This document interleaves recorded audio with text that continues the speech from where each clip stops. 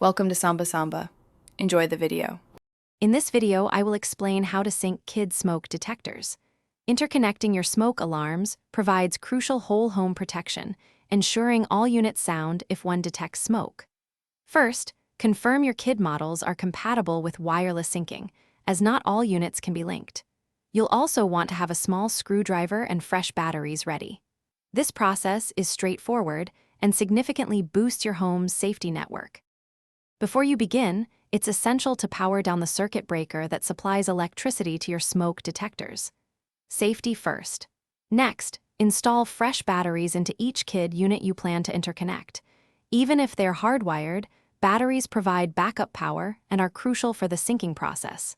Finally, choose one alarm to be your primary unit. This will be the one you use to start the syncing sequence for all others. Now for the syncing itself.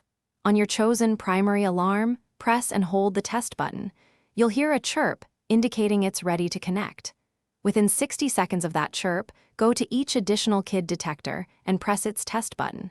Each unit should then chirp to confirm it has successfully joined the interconnected system. This quick action links all your alarms together. Once all your alarms are synced, you can safely restore power to the circuit breaker. It's vital to then test each individual smoke detector to confirm they all sound when one is activated. This verifies your entire interconnected system is working correctly, providing maximum protection.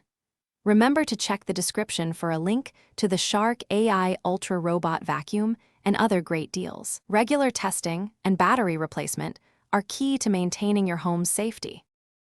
Thanks for watching. Consider subscribing if we helped you.